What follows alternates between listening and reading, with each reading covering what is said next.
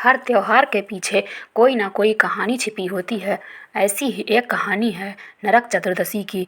बहुत समय पहले, जब पृथ्वी पर धर्म धीरे धीरे क्षीण होने लगा था, जब असुरों का अत्याचार देवताओं पर भारी पड़ रहा था, तब त्रिलोक में एक नाम गूंजता था, नरकासुर।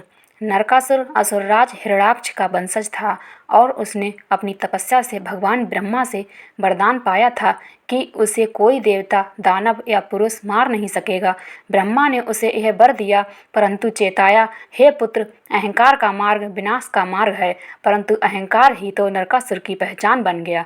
समय बीता और नरकासुर ने अपनी शक्ति बढ़ाई। उसने समुद्र तट पर अपनी नगरी बसाई, जहाँ सोने के महल, लोहे के द्वार और राक्षसी सेना दिन रात पहरा देती थी। वह एक एक कर सभी राज्यों पर विजय प्राप्त करता गया। इंद्रलोक से अमरावती तक, यमलोक तक उसका भय फैल गया। वह देवताओं की अप्सराओं को पकड़ लाता, उन्हें अपनी कैद में डाल देता और स्वर्ग का सिंहासन भी हिलाकर रख देता। देवता भयभीत होकर भगवान विष्णु के पास पहुँचे। हे सृष्टि के पालनकर्ता, हमें आपकी शरण चाहिए। विष्णु मुस्कुराए, समय आने दो, इस अधर्म का अंत होगा। परंतु यह अंत मेरे नहीं, मेरे अवतार कृष्ण के हाथों लिखा है, क्योंकि सत्य का प्रकाश तभी प्रकट होता है जब अंधकार अपने चरम पर हो। देवता शांत हुए और युगों का पहिया घूमने लगा। द्वारका नगरी में भगवान कृष्ण अपने परिवार के साथ निवास कर रहे थे। रुक्मणी, सत्यभामा, जामवंती सभी रानियां अपने अपने कार्यों में लगी थीं।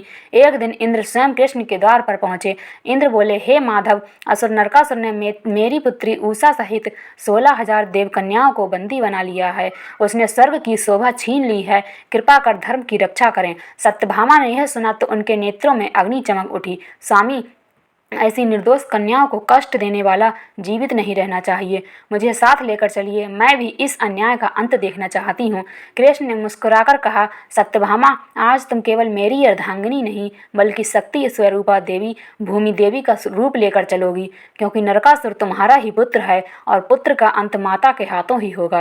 कृष्ण ने गरुड़ पर आरूढ़ होकर प्रस्थान किया। सत्यभामा उनके साथ थी, उनके हाथों में धनुष, आंखों में तेज और हृदय में न्याय की ज्वाला।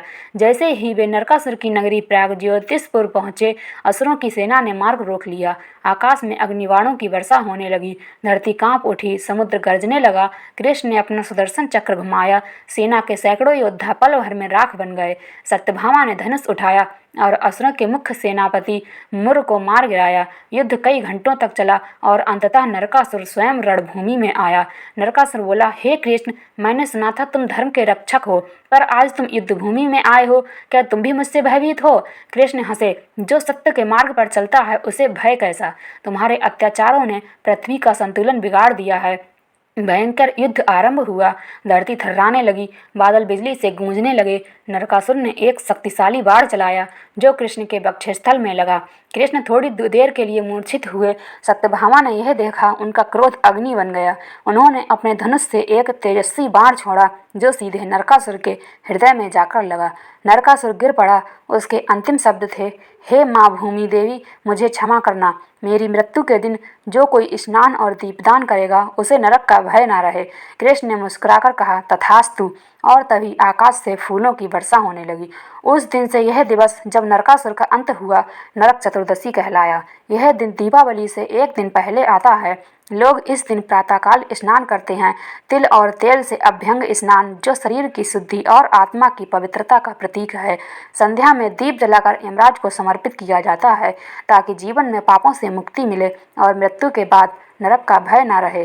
कृष्ण और सत्यभामा जब द्वारका लौटे तो नगरवासी हर्षित होकर दीप जलाने लगे। हर घर में उजाला था, मानो अहंकार का अंत हो गया हो। कृष्ण बोले, देखो, यह प्रकाश केवल दीपों का नहीं, बल्कि आत्मा के भीतर के अंधकार के नाश का प्रतीक है। जब मन से लोभ, क्रोध, ईर्ष्या मिट जाए, तभी सच्ची दीपावली होती है। इस प्रकार अधर्म का अंत हुआ। 16,000 देव कन्याएं मुक्त हुईं, स्वर्ग का वैभव लौटा और पृथ्वी ने फिर से शांति का अनुभव किया। आज भी जब नरक चतुर्दशी आती है तो यह केवल एक पर्व नहीं, बल्कि याद दिलाने वाला दिन है कि हर आत्मा में प्रकाश छिपा है, बस उसे जागृत करना है। अंधकार कितना भी गहरा क्यों ना हो, एक दीपक जलाने भर से वह भाग जाता है, और वह दीपक हमारा धर्म, सत्य और ज्ञान है।